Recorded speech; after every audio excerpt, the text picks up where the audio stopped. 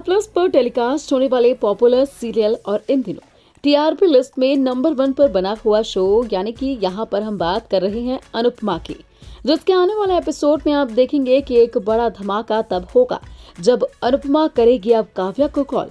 जी हाँ, अभी तक आपने देखा होगा कि अनुपमा को परेशान करने के लिए, अनुपमा को किलसाने के लिए काव्या ने ही कॉल किया है, लेकिन अब इसका उल्टा होगा। दरअसल अब कॉल करेगी अनुपमा काव्या को यहाँ किलसाने के लिए। वहीं बीते एपिसोड में आपने देखा कि कैसे यहाँ पर परितोष और किंजल ने भागकर शादी कर ली है, लेकिन अब पूरे परिवार ने दोनों की शादी को एक्सेप्ट कर लिया है और वनराज दोबारा शादी करवाने का फैसला करेगा दोनों की, वो भी धूमधाम से। इस बीच आप देखेंगे कि अनुपमा और वनराज एक दूसरे के करीब आएंगे।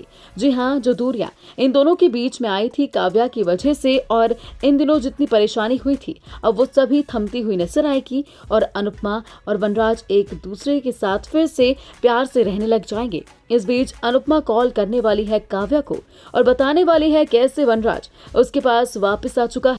साथ ही अनुपमा ये बात भी काव्या को बोलेगी कि मैंने कहा था ना कि अगर वनराज मेरे नहीं हुए तो वो किसी के भी नहीं हो सकते, तुम्हारे भी नहीं।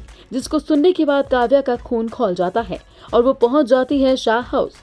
लेकिन यहाँ जब देखती है कि वनराज तो बहुत खुश है काव्या को छोड़कर और अनुपमा के साथ यहाँ करवा रहा है परितोष और किंजल की शादी की सारी तैयारियां, तो काव्या काफी ज्यादा गुस्सा हो जाती है और वो वनराज को फोन करके उससे बाहर बुलाती है और कहती है कि आखिर तुमने मुझे छोड़कर क्यों अनुपमा का साथ थाम लिया है। तो वनराज कहता है कि तुम उस लायक ही नहीं थी कि मैंने तुम्हें अनुपमा की वजह से छोड़ा। और इस बीच अनुपमा कहती है और अनुपमा कहती है कि देखा काव्या, मेरा पति मेरे पास वापस आ गया।